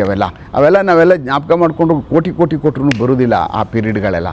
V enjoyed lot. ಓಕೆ, ಇನ್ನು ಪ್ರೊಬೇಷನರಿ ಪೀರಿಯಡು 1 ಸ್ಟಾರಿಂದ 2 ಸ್ಟಾರ್ ಬಂದ ಸಮಯದಲ್ಲಿ ಮೊದಲ ಒಂದು ಸಮಸ್ಯೆಗಳನ್ನು ಬಗೆಹರಿಸಿದ ರೀತಿ ನೋಡಿ. ನಾವು ಪೊಲೀಸ್ ಸ್ಟೇಷನ್ಗಳಿಗೆ ಪ್ರೊಬೇಷನರಿ ಬೆಂಗಳೂರಿಗೆ ಹಾಕೋದನ್ನು ತೆಗೆದು ಏನು ಕೇಳ್ಕೊಂಡಿರಲಿಲ್ಲ, ಏನೂ ಇಲ್ಲ. ಇಲ್ಲಿ ಮಾದೇಪುರ ಪೊಲೀಸ್ ಸ್ಟೇಷನ್ ಅಂತೇಳಿ ಒಂದು ಪೊಲೀಸ್ ಸ್ಟೇಷನ್ಗೆ ನಾನು ಪ್ರೊಬೇಷನರಿ ಹಾಕಿದರು. ಅವಾಗ ಸಿಂಗಲ್ ಸ್ಟಾರ್ ಹಾಕ್ಕೊಂಡು ಹೋಗಬೇಕು, ಅಲ್ಲೇನೇನು ಮಾಡ್ತಾರೆ ಎಲ್ಲ ನೋಡಬೇಕು, ಕಲಿಬೇಕು ಏನಾಗಿರ್ತದೆ ಅಂತ. ಬಟ್ ಅಲ್ಲೇನಾಗೋಯ್ತು, ರಾಮಸ್ವಾಮಿ ಅಂತ ಒಬ್ಬರು ಎಕ್ಸ್ಪೀರಿಯನ್ಸ್ಡ್ ಇದ್ದರು, 81 ಬ್ಯಾಚ್ನವರು. ಅವರು ತಕ್ಷಣ ಇಮಿಡಿಯೇಟಾಗಿ ನಾವು ಓದಿ 1 ತಿಂಗಳಿಗೆ ಟ್ರಾನ್ಸ್ಫರ್ ಆಗಿ KR ಪುರಂ ಕೊಟ್ಟೋಗ್ಬಿಟ್ರು. ಮತ್ತು ಅಲ್ಲಿ ಇನ್ನೊಬ್ಬರು ಬಂದರು, ನಿಜಾಮುದ್ದೀನ್ ಅಂತ ಬಂದರು. ಅವ್ರು ಟ್ರಾಫಿಕಲ್ಲೇ ಇದ್ದವರು, ಯಾವತ್ತೂ ಲಾ ಆ್ಯಂಡ್ ಆರ್ಡರ್ ಮಾಡಿದವರೇ ಎಲ್ಲ ಅವರು. ಆಮೇಲೆ ನನಗೆ ಆಗಲೇ ಫುಲ್ ಫ್ಲೆಜ್ಡ್ ಗೊತ್ತಿತ್ತು ಪೊಲೀಸಿಂಗ್ ಏನು ಅಂತ. ಎಲ್ಲ ಕೋರ್ಟ್ಗಳು ಅಟೆಂಡ್ ಮಾಡ್ತಿದ್ದೆ. FIRಗಳಂದ್ರೆ ಏನು, ತನಿಖೆ ಹೆಂಗೆ ಮಾಡಬೇಕು, ಆಮೇಲೆ ಡೈರಿಗಳು ಹೆಂಗೆ ಬರೀಬೇಕು, ಆ ಡಾಕ್ಯುಮೆಂಟೇಷನ್ಗಳನ್ನು ತಯಾರು ಮಾಡಬೇಕು, ಪೊಲೀಸ್ ಸ್ಟೇಷನ್ಲಿ ಏನು ಅಂತ ಬೇಸಿಕ್ ಥಿಂಗ್ಸ್ ಎಲ್ಲ ನಂಗೆ ಗೊತ್ತಿತ್ತು. ಒಂಚೂರು ನಾನೇನು ಆ ಬೇಸಿಕ್ನ ಕಲಿಯುವಂಥ ಅವಶ್ಯಕತೆಯೇ ಇರಲಿಲ್ಲ. ಒಂದು ಅಲ್ಲಿ ಏನು ಅಂತಂದರೆ ಜನ ಬಂದವ್ರು ಹೇಗೆ ಬಿಹೇವ್ ಮಾಡ್ತಾರೆ, ಅವ್ರನ್ನ ಹೇಗೆ ನಡೆಸ್ಕೋಬೇಕು, ಪೊಲೀಸ್ ಸ್ಟೇಷನಲ್ಲಿ ಹೆಂಗೆ ಕೂರಿಸ್ಬೇಕು, ಸಮಾಧಾನ ಹೆಂಗೆ ಮಾಡಬೇಕು, ಇಂಥದ್ದಷ್ಟೇ ನಮ್ಗೆ ಬೇಕಾಗಿದ್ದಲ್ಲ ಒಳಗಡೆ. ಆಮೇಲೆ ಬೇರೆಯವ್ರ ಥರ ಕೂಗಾಡೋದು, ಸುಮ್ಮನೆ ಅವ್ರಿಗೆಲ್ಲ ಬಂದವ್ರಿಗೆಲ್ಲ ಒಂಥರ ಗಾಬರಿ ಹುಡ್ಸೋದು, ಇವೆಲ್ಲ ಮಾಡಬಾರ್ದು ಪೊಲೀಸ್ ಸ್ಟೇಷನಲ್ಲಿ ಅನ್ನುವಂಥದ್ದನ್ನ ಕಲ್ತ್ಕೊಳ್ಳೋದು ಅಷ್ಟೇ ಇತ್ತು. ಬೇಸಿಕ್ ಲಾಗಳು ನಂಗೆ ತುಂಬ ಚೆನ್ನಾಗಿ ಗೊತ್ತಿತ್ತು. ಅದಾದಮೇಲೆ ನಾನೇ ಪೊಲೀಸ್ ಸ್ಟೇಷನ್ಗಳೆಲ್ಲ ಸುಮಾರು ನಾನೇ ಈಗ ಮಾಡಬೇಕು, ಈ ಥರ ಈ ಕೇಸ್ ಬಂದರೆ ಈಗ ಮಾಡಬೇಕು ಅನ್ನುವಂಥದ್ದನ್ನ ಪ್ರೊಬೇಷನರಿ ಪೀರಿಯಡಲ್ಲೇ I started to write and I started to dictate the things to ASI ಅವ್ರಿಗೆ ಹೇಳ್ಕೊಡೋಕ್ಕೆ. ನಾನು ಅವ್ರು ಅಷ್ಟು ಎಕ್ಸ್ಪೀರಿಯನ್ಸ್ ಆದ್ರೂ I dictate my terms in probationary itself. ಕಾನೂನು ಹಿಂಗೆ ಮಾಡಬೇಕು, ನಾವು ಈ ಥರ ಮಾಡಬೇಕು, ಕೋರ್ಟಲ್ಲಿ ಹಿಂಗೆ ಬಂದಾಗ ಇಂಥ ಸಮಸ್ಯೆ ಬರ್ತವೆ, ನೀವು ಹಿಂಗೆ ಮಾಡಿಬಿಟ್ಟಿರ್ತೀರಿ ತಪ್ಪು, ಕೋರ್ಟ್ ಒಳಗಡೆ ಬಂದಾಗ ಅದನ್ನ ಚಾಲೆಂಜ್ ಮಾಡ್ತಾರೆ ಅಂತೇಳಿ ಅಂತ I know so many things. ಅದರಿಂದ ನನಗೆ ಭಾಳ ಸುಲಭ ಆಯ್ತು ಅಲ್ಲಿ ಒಳಗಡೆ ಹೋದಾಗ. ಆ ಪೊಲೀಸವರು ಅವ್ರಿಗೆಲ್ರಿಗೂ ಅಷ್ಟೇ, ನೀವು ಏನೇ ಎಲ್ಲ ಕಲ್ತವನಲ್ಲ ಇವನು ಎಲ್ಲ ಕಲ್ತ್ಕೊಂಡ್ಬಿಟ್ಟವನಲ್ಲ ಅವ್ರಿಗೆ ಗೊತ್ತಿತ್ತು ನಾನು ಲಾಯರ್ ಆಗಿದ್ದೀನಿ ಅಂದ್ಬಿಟ್ಟು ಅಂತ. ಅದರಿಂದ ಏನಾಗ್ತಿತ್ತು, ನಂಗೆ ಗೌರವ ಜಾಸ್ತಿ ಕೊಡೋರು. ಕೇಳೋರು, ಸರ್ ಇದೊಂದು ಬಂದಿದೆ, ಯಾವ ಸೆಕ್ಷನಲ್ಲಿ ಹಾಕ್ಬೇಕು ಸರ್, ಏನು ಮಾಡಬೇಕು ಅಂತ. ಯಾಕೆಂದರೆ ಪೊಲೀಸ್ ಏನಿಲ್ಲ ಒಂದಷ್ಟು ರೊಟೀನ್ ಸೆಕ್ಷನ್ ಇರ್ತವೆ. ಅದು ಬಿಟ್ಟರು ಬೇರೆ ಇನ್ನೇನು ನೋಡೋದೇ ಇಲ್ಲ, ಅವರು ಅಷ್ಟೇ ಬರೋದು, ಬೇರೆ ಇನ್ನೇನೂ ಬರೋದಿಲ್ಲ ಪೊಲೀಸ್ ಸ್ಟೇಷನ್ಗೆ. ಒಂದು 20 ಸೆಕ್ಷನ್ ಕಲ್ತ್ಕೊಬಿಟ್ರೆ ಸಾಕು, ಇನ್ನೇನು ಬೇಕಾಗಿಲ್ಲ ಪೊಲೀಸ್ಗೆ. ಹಾಗೆ ಅದನ್ನ ಒಂದು ಸ್ವಲ್ಪ ಅದ್ರ ಮಧ್ಯೆ ಬೇರೆ ಇನ್ನೇನಾದರೂ ಹೊಸ ಸಬ್ಜೆಕ್ಟ್ಗಳು ಬಂದಾಗ ಒಂದು ಸ್ವಲ್ಪ ಅವ್ರು ಕನ್ಫ್ಯೂಷನ್ ಆಗ್ತಾಯಿತ್ತೆ ಹೊತ್ತು. ಆಮೇಲೆ ಅಲ್ಲಿ ನಾನು 1 ವರ್ಷ ಮಾದೇಪುರದಲ್ಲಿದ್ದೆ. ಆವಾಗ ನಮ್ಮ ಕೆಂಪಯ್ಯ ಸಾಹೇಬರು ಇದ್ದರು, ನಮ್ಮ ಈಸ್ಟ್ DCP ಆಗಿದ್ದರು ನಮ್ಮ ಕೆಂಪಯ್ಯ ಸಾಹೇಬರು. ಆವಾಗ ಅವರು ಸಹ ನಮಗೆಲ್ಲ ಕರೀದು ಟ್ಯೂಟ್ ಮಾಡೋದು ಮತ್ತು ಜೋಡಿಸೋದು. ಅವರು ಬೆಳಗ್ಗೆ ಹೊತ್ತು ಮಾರ್ನಿಂಗು ನಮಗಿಲ್ಲಿ ಅರ್ಲಿ ಮಾರ್ನಿಂಗು, ಆಮೇಲೆ ಪೆರೇಡ್ಗಳು ಹೇಗೆ ಮಾಡಬೇಕು, ಪೆರೇಡ್ ಹೇಗೆ ಲೀಡ್ ಮಾಡಬೇಕು, ತುಂಬ ಚೆನ್ನಾಗಿ ಬೇಸಿಕ್ಸ್ ಎಲ್ಲ ತುಂಬ ಚೆನ್ನಾಗಿ ಕಲಿಸಿದ್ರು ನಮಗೆ. ಯಾವಾಗ ಒಳ್ಳೆ ಗುರುಗಳಿರ್ತಾರೋ ಯಾವಾಗ ಸಾಮಾನ್ಯ ಚೆನ್ನಾಗೂ ಕಲಿತೀವಿ, ಭಯನೂ ಇರುತ್ತೆ. ಹಾಗಾಗಿ ಮುಗಿದಾದ್ಮೇಲೆ ಏನಾಯಿತು, ಮತ್ತೆ ರೆಗ್ಯುಲರ್ ಪೊಲೀಸ್ ಸ್ಟೇಷನು ಪ್ರೊಬೇಷನರಿ ಆದಮೇಲೆ ಮತ್ತೆ 1 ವರ್ಷ ಪ್ರೊಬೇಷನರಿ ಅಂತ ಕೊಡ್ತಾರೆ. ಅಂದರೆ ಪ್ರೊಬೇಷನರಿ ಅಂದರೆ ಒಂದು ಇಂಡಿಪೆಂಡೆಂಟ್ ಚಾರ್ಜ್ ಕೊಡ್ತಾರೆ. ಅವಾಗ 1 ವರ್ಷ ನನಗೆ ಇಲ್ಲಿ ತೆಗೆದಾಕಿದ್ರು. ಕ್ರೈಮು ಮಾಡಿ ನೀವೆಲ್ಲ ಇರೋರೆಲ್ಲ ಲಾ ಆ್ಯಂಡ್ ಆರ್ಡರ್ ಬೇಡ ಅಂದ್ಬಿಟ್ಟು ಅಂತ ಎಲ್ಲರಿಗೂ ತೆಗೆದು ಬೆಂಗಳೂರು ಸಿಟಿಗೆ ಬಂದಿದ್ದಕ್ಕಂಥವ್ರಿಗೆಲ್ಲ ಕ್ರೈಮ್ ಕೊಟ್ಟು ನಾನು ಆಡ್ಗೋಡಿಗೆ ಹಾಕಿದ್ರು ನನ್ನನ್ನು 1 ವರ್ಷ. ಆವಾಗ ಅಲ್ಲಿ ಆಡ್ಗೋಡಿನಲ್ಲಿ ನಮ್ಮ ನರಸಿಂಹಮೂರ್ತಿ ಅಂತ ಫಸ್ಟ್ ಇದ್ದರು, ಸಬ್ ಇನ್ಸ್ಪೆಕ್ಟ್ರ್. ಆವಾಗ ನಾನು ಕ್ರೈಮ್ ಸಬ್ ಇನ್ಸ್ಪೆಕ್ಟ್ರು. ಅದಾದಮೇಲೆ ಅವರು ಸ್ವಲ್ಪ ದಿವಸ ಆದಮೇಲೆ ಟ್ರಾನ್ಸ್ಫರ್ ಆಗಿಬಿಟ್ರು. ಅಲ್ಲಿಂದ ಇಮಿಡಿಯೇಟಾಗಿ ಟ್ರಾನ್ಸ್ಫರ್ ಬನಶಂಕರಿಗೆ ಬಂದರು. ಆವಾಗಲೇ ಸಿವರಸನ್ ಕೇಸು ಅವರ ಲಿಮಿಟ್ಸಲ್ಲೇ ಆಗಿತ್ತು. ಅವಾಗ ಬನಶಂಕರಿ ಲಿಮಿಟ್ಸ್ ಅದು ಇದ್ದದ್ದು. ಅವಾಗ ಸುಬ್ರಹ್ಮಣ್ಯಪುರ ಪೊಲೀಸ್ ಸ್ಟೇಷನ್ ಇರಲಿಲ್ಲ, ಅವರೇ ನರಸಿಂಹಮೂರ್ತಿ ಅಂತ. ಆವಾಗಲೇ ಕೆಂಪಯ್ಯ ಸಾಹೇಬರು ಈಸ್ಟ್ DCP ಆಗಿದ್ದರು. ಅದಾದಮೇಲೆ ನೆಕ್ಸ್ಟು ರಮೇಶ್ ಚಂದ್ರ ಕೇಳಿರ್ಬೇಕು ನೀವು, ಅವರು ರಿಟೈರ್ಡ್ ಆದರು. ಅವರು ಸಬ್ ಇನ್ಸ್ಪೆಕ್ಟ್ರ್ ಆಗಿ ಅವರು ಒಂದು 3-4 ತಿಂಗಳಿದ್ದಾಗ ತಕ್ಷಣ ಅವ್ರು ಇನ್ಸ್ಪೆಕ್ಟ್ರಾಗಿ ಟ್ರಾನ್ಸ್ಫರ್ ಆಗೋಗ್ಬಿಟ್ರು. ನಾನು ಅಲ್ಲೇ ಉಳ್ಕೊಂಡೆ. ಆಮೇಲೆ ನಮ್ಮ ರಾಮಲಿಂಗಪ್ಪ ಅಂತ ನಮ್ಮ ಬ್ರದರ್ ಇಲ್ಲ ಇದ್ದಾರೆ, ಅವ್ರ ಸಿಸ್ಟರೇ ನನ್ನ ಮದುವೆ ಆಗಿರೋದು. ಅವರು ಸಬ್ ಇನ್ಸ್ಪೆಕ್ಟರ್ ಆಗಿದ್ದರು, ಅವ್ರು ಲಾ ಆ್ಯಂಡ್ ಆರ್ಡರ್ ಇದ್ದರು. ಅವ್ರು ಬಂದರು 3 ತಿಂಗಳಾದ ತಕ್ಷಣ ಏನು ಮಾಡಿದ್ರು, ನನಗೆ ಇಮಿಡಿಯೇಟಾಗಿ ಕೆಂಪಯ್ಯ ಸಾಹೇಬರು ನೀನು ಮಾದೇಪುರಕ್ಕೆ ರೆಗ್ಯುಲರ್ ಚಾರ್ಜ್ಗೆ ಹೋಗ್ಬಿಡು ಲಾ ಆ್ಯಂಡ್ ಆರ್ಡರ್ಗೆ ಅಂತ ಟ್ರಾನ್ಸ್ಫರ್ ಮಾಡಿಬಿಟ್ರು ನನ್ನನ್ನು. ಆವಾಗ ಯಾವುದೇ DCPಗಳು ಎಲ್ಲ ಪೊಲೀಸ್ ಸ್ಟೇಷನಲ್ಲಿರೋ SHOಗಳನ್ನ ಟ್ರಾನ್ಸ್ಫರ್ ಮಾಡಿಬಿಡ್ತಾಯಿದ್ರು ಅವರೇ. ಮಾದೇವಪುರದಲ್ಲಿ PI ಇತ್ತಾ PSI? PSI ಆಗ ಇನ್ಚಾರ್ಜೆ ಪೊಲೀಸ್ ಸ್ಟೇಷನೆಲ್ಲ PSIಗಳಾಗ. ಅವಾಗೆಲ್ಲ ಟ್ರಾನ್ಸ್ಫರ್ಸ್ ಎಲ್ಲ DCPಗಳು ಮಾಡ್ತಿದ್ರು. ಇವನ್ ಈ ಕಮಿಷನರು ತಲೆ ಕೆಡಿಸ್ಕೊಳ್ತಿರಲಿಲ್ಲ. ಈಗ ಹೋಮ್ ಮಿನಿಸ್ಟರ್ ತಲೆ ಕೆಡಿಸ್ಕೊಂಡು ಕೂತ್ಕೋತಾರೆ ಟ್ರಾನ್ಸ್ಫರ್ ಮಾಡೋಕ್ಕೆ. ಯಾಕೆಂದರೆ MLAಗಳಿಗೆ ಬೇಕಾದವ್ರನ್ನ ಹಾಕ್ಸ್ಕೋಬೇಕು, ಅಲ್ಲೇನೋ ಹಣದ ವ್ಯವಹಾರಗಳು ಅದು ಇದು ಎಲ್ಲ ನಡೆಯುತ್ತಲ್ಲ, ಆ ಕಾರಣಕ್ಕೋಸ್ಕರ ಟ್ರಾನ್ಸ್ಫರ್ಸ್ ಎಲ್ಲ ಈಗ ಮೇಲ್ಮಟ್ಟದಲ್ಲಿ ನಿರ್ಧಾರ ಆಗ್ತವೆ. ನಾವಿದ್ದಾಗೆಲ್ಲ DCPಗಳು ಮಾಡ್ತಾಯಿದ್ರು. ಇವ್ನು ಬೇಕು, ಇವ್ನು ಬೇಡ, ಇವ್ನು ಬೇಡ ರೀ, ಇವನು ಅಯೋಗ್ಯ, ಅವನು ಇವ್ನು ಬೇಡ, ಅವನು ಇವ್ನು ಇಂಥ ಕಡೆಗೆ ಹಾಕಿ, ಇವ್ನು ಸರಿ, ಈ ಕ್ಯಾನ್ ಡೂ ದಟ್ ಅನ್ನುವಂಥದ್ದೆಲ್ಲ ಅವ್ರಿಗೆಲ್ಲ ಗೊತ್ತಾದಾಗ ಏನು ಮಾಡ್ತಾಯಿದ್ರು, they can planted the personality wherever require a good presence ಅನ್ನುವಂಥದ್ದು ಅವ್ರಿಗೆ ಗೊತ್ತಾಗ್ತಾ ಇತ್ತು, ಮಾಡ್ತಾಯಿದ್ರು. ಈಗ ಬದಲಾವಣೆ ಆಗಿಬಿಟ್ಟಿದೆ ಬಿಡಿ. ಈಗ ಏನಿದ್ರು ಅಲ್ಲಿ ಗಲ್ಲಾಗ ಹಾಕಬೇಕು, ಗಲ್ಲದಲ್ಲಿ ಯಾವುದು ತೂಕ ಜಾಸ್ತಿ ಆಗ್ತದೋ ಅದರ ಮುಖಾಂತರ ಈಚೆ ಬರುವಂಥದ್ದು ಆಗೋಗ್ಬಿಟ್ಟಿದೆ. ಆ ಕಾರಣಕ್ಕೆ ಅದನ್ನು ನೆನೆಸ್ಕೊಂಡ್ರೆ ನಮ್ಗೆ ಒಂಥರ ಆಗುತ್ತೆ. ಆಮೇಲೆ ಅಲ್ಲಿ 2 ವರ್ಷ ಅಲ್ಲಿ ಮಾದೇಪುರಕ್ಕೆ ಹೋದೆ. ಮಾದೇಪುರದಲ್ಲಿ ನಂಗೊಂದು ತುಂಬ ಚಾಲೆಂಜ್ ಒಂದು ಫೇಸ್ ಮಾಡಿದೆ ನಾನು ಮಾದೇಪುರದಲ್ಲಿ. ಅಲ್ಲೇನಾಗ್ತಾಯಿತ್ತು ಅಂತಂದರೆ ಅಲ್ಲಿ ಒಂದು 900 ಎಕರೆ ಸರ್ಕಾರಿ ಜಾಗ ಇತ್ತು ಒಂದು ಕಡೆ. ಆ ಜಾಗಕ್ಕೆ ಕೃಷ್ಣಪ್ಪ ಅವರು ಆಶ್ರಯ ಯೋಜನೆಯಲ್ಲಿ ಸೈಟ್ಗಳನ್ನ ಮಾಡಿದರು. ಪೂರ್ತಿ 900 ಎಕರೆನ ಆಶ್ರಯ ಯೋಜನೆ ಏನು ಅಂದರೆ ಯಾರಿಗೆ ಇದಿಲ್ವೋ, ಜಾಗಗಳಿಲ್ವೋ, ಮನೆಗಳಿಲ್ವೋ, ಮಠ ಇಲ್ವೋ ಅಂಥವ್ರಿಗೆ ಕೊಡಬೇಕಾದಂಥದ್ದು ಒಂದು ಸರ್ಕಾರದಿಂದ ಒಂದು ಯೋಜನೆ ಇತ್ತು. 900 ಎಕರೆ ಇತ್ತು. ಸೀತಾರಾಮಪಾಳ್ಯದಿಂದ ಕುಂದಳ್ಳಿವರೆಗೂ ಟೋಟಲಿ. ಆ ಕಡೆಯಿಂದ ನಮ್ಮ ವೈಟ್ಫೀಲ್ಡ್ ರೋಡಿಂದ ಇಲ್ಲಿವರೆಗೂ ಕನೆಕ್ಷನ್ ಇತ್ತದು. ಟೋಟಲ್ ಎಕರೆ, ಭಾಳ ಬ್ಯೂಟಿಫುಲ್ ಲ್ಯಾಂಡ್ ಅದು. ಆವಾಗ ಜಾಫರ್ ಶರೀಫ್ ಅವ್ರು ಸೆಂಟ್ರಲ್ ಮಿನಿಸ್ಟರ್ ಆಗಿದ್ದರು. ಆವಾಗ ಅವರೆಲ್ಲ ಮಾಡಿ ಆಯಿತು ಮಾಡಿ ಅಂತೇಳಿ ಎಲ್ಲ ಲೇಔಟ್ಗಳೆಲ್ಲ ಮಾಡಿ ಎಲ್ಲರಿಗೂ ಪ್ಲ್ಯಾನ್ ಮಾಡಿ ಹಂಚುಕ್ಕೆ ಶುರು ಮಾಡಿದ್ರು. ಆ ಹಂಚು ಗಲಾಟೆ ಒಳಗಡೆ ಏನಾಗೋಯಿತು, ಬೇಕಾಗಿರೋರು ಅವ್ರಿಗೆ ಬೇಕಾಗಿರ್ತಕ್ಕಂಥ ಪಕ್ಷದವ್ರು ಕೊಟ್ಬಿಟ್ಟಿದ್ದಾರೆ ಕಾಂಗ್ರೆಸ್ನವ್ರಿಗೆ, ನಮ್ಮವ್ರಿಗೆ ಯಾರಿಗೂ ಕೊಟ್ಟಿಲ್ಲ, ಬೇರೆ ಪಕ್ಷದವ್ರಿಗೆ ಪಕ್ಷಾತೀತವಾಗಿ ಮಾಡಲಿಲ್ಲ ಅವರು ಅಂತೇಳಿ ದೊಡ್ಡದಾಗೆ ಯಶವಂತನಾರಾಯಣ ರೆಡ್ಡಿ ಅಂತ ಇದ್ದರು ಒಬ್ಬರು, ಅಲ್ಲಿ ಲೋಕಲ್ ಜನತಾದಳ ಲೀಡ್ರು, ಅವರು ಮತ್ತು ಒಂದಷ್ಟು ಜನ ಈ CITU ಲೀಡ್ರು ಗೋಪಾಲ್ಗೌಡರೆಲ್ಲ ಸೇರಿಕೊಂಡು ಗೂಡಿ ಹೋರಾಟ ಸಮಿತಿ ಅಂತ ಅವ್ರು ಮಾಡಿಕೊಂಡು ದೊಡ್ಡ ಇವ್ರ ವಿರುದ್ಧವಾಗಿ ಒಂದು ದೊಡ್ಡ ಕಾಂಗ್ರಿಗೇಷನ್ ಮಾಡಿ ತಪ್ಪು ಮಾಡ್ತಾ ಇದ್ದಾರೆ, ಇವ್ರು ಸರಿ ಇಲ್ಲ, ಎಲ್ಲ ಇವ್ರು ಬೇಕಾಬಿಟ್ಟಿಯವ್ರಿಗೆಲ್ಲ ಮಾರಾಟ ಮಾಡ್ಕೊಬಿಡ್ತಾರೆ ಇವ್ರ ಚೇಲಗಳಿಗೆ ಅಂತೇಳಿ ದೊಡ್ಡ ಒಂದು ಇದು ಮಾಡಿ ಒಂದು ಇವರು ಜಾಫರ್ ಶರೀಫ್ ಅವ್ರ ಹಂಚು ಗಲಾಟೆ ದಿವಸ ನನಗೆ ಬರೋಕ್ಕೆ ಮೊದಲೇ ಕೇಸ್ ರಿಜಿಸ್ಟರ್ ಆಗಿಬಿಟ್ಟಿತ್ತು. ನಾನು ರಿಪೋರ್ಟ್ ಮಾಡ್ಕೊಳ್ಳೋಕೆ ಮೊದಲೇ ಗಲಾಟೆ ಆಗೋಗ್ಬಿಟ್ಟಿತ್ತು. ಅಲ್ಲಿ ಹಂಚಕ್ಕೆ ಹೋದಾಗ ಆ ಜಾಗದಲ್ಲಿ ಶಾಮಿಯಾನಗಳು ಹಾಕಿ ಎಲ್ಲ ಆಗಿ ಜನ ನುಗ್ಗಿಬಿಟ್ಟು ಗಲಾಟೆ ಮಾಡಿಬಿಟ್ಟಿದ್ರು ಸೆಂಟ್ರಲ್ ಮಿನಿಸ್ಟರ್ ಅವರ ಪ್ರೋಗ್ರಾಮಲ್ಲಿ. ಆ ಕೇಸಸ್ ಎಲ್ಲ ಹಂಗೆ ಪೆಂಡಿಂಗ್ ಇದ್ದವು ನಾನು ಬಂದಾಗ. ಅದೇ ಚಾಲೆಂಜ್ ನನಗೆ, ಯಾರನ್ನು ಅರೆಸ್ಟ್ ಮಾಡಬೇಕು, ಏನಾಯ್ತಿದೆಲ್ಲ ಅಂತ. ಅದಾದಮೇಲೆ ಏನಾಯಿತು, ನಾನು ಹೋಗ್ಬಿಟ್ಟಾದ್ಮೇಲೆ ಏನಾಯಿತು, ಊಡಿ ಹೋರಾಟ ಸಮಿತಿಯವ್ರು ಏನು ಮಾಡಿಬಿಟ್ರು, ಅದನ್ನೆಲ್ಲ ಪೂರ್ತಿ ಯಾರ್ಯಾರು ಬೇಕು ನೀವೆಲ್ಲ ಬಂದು ನೀವು ಮಾಡ್ಕೊಳ್ಳಿ, ಬೇಕಾದವರು ನಾವಿದ್ದೀವಿ ಅಂತೇಳಿ ಅನೌನ್ಸ್ ಮಾಡಿಬಿಟ್ರು. ಸಾವಿರಾರು ಶೆಡ್ಗಳು ಹಾಕಿಬಿಟ್ರು ಜನಗಳು ಬಂದು ಪೂರ್ತಿ ಆ ಒಂದು ಆಶ್ರಯ ಯೋಜನೆ ಜಾಗದಲ್ಲಿ. ಅದು ಸರ್ಕಾರ ಅದಕ್ಕೆ ಬೇಕಾಗಲಿಲ್ಲ. ಸರ್ಕಾರಕ್ಕೆ ಅದು ತಪ್ಪು ಮಾಡ್ತಾಯಿದ್ದಾರೆ ಜನ, ಇದು ಮಾಡಬಾರ್ದು, ನಾವು ಹಂಚಬೇಕಾಗಿರುವಂಥದ್ದು ಅವ್ರು ಇಷ್ಟ ಬಂದಂಗೆ ಮಾಡ್ತಾಯಿದ್ದಾರೆ ಅಂತೇಳಿ ಕೊನೆಗೆ ಅದನ್ನೆಲ್ಲ ವೆಕೇಟ್ ಮಾಡಿಸ್ಬೇಕು ಅಂತೇಳಿ ಆಯಿತು. ಅದೊಂದು ಹೋರಾಟ ಆಯಿತು. ಇಡೀ ನಮ್ಮ ಈಸ್ಟ್ ಪೊಲೀಸ್ನವರೇ ಬಂದಿದ್ರು ಒಂದು ದಿವಸ ಬಂದು ಅದನ್ನೆಲ್ಲ ಕಂಪ್ಲೀಟ್ ಖಾಲಿ ಮಾಡಿ ಪೂರ್ತಿ ಎಲ್ಲನೂ ಕಬ್ಜಾಗೆ ತೊಗೊಬಿಟ್ರು. ಆ ಜಾಗ ಎಲ್ಲ ಮತ್ತೆ ಕಬ್ಜಾಗೆ ತೊಗೊಂಡ್ವಿ. ಅದೊಂಥರ ನಮಗೆ ಒಂದು ತಿಂಗಳು ಅದು ಸುಟ್ಟು ಸುಣ್ಣ ಆಗೋಗ್ಬಿಟ್ವಿ ಬಿಡಿ. ಅದರ ಕಥೆನೇ ಬೇರೆ ಅದು ಟೋಟಲಿ.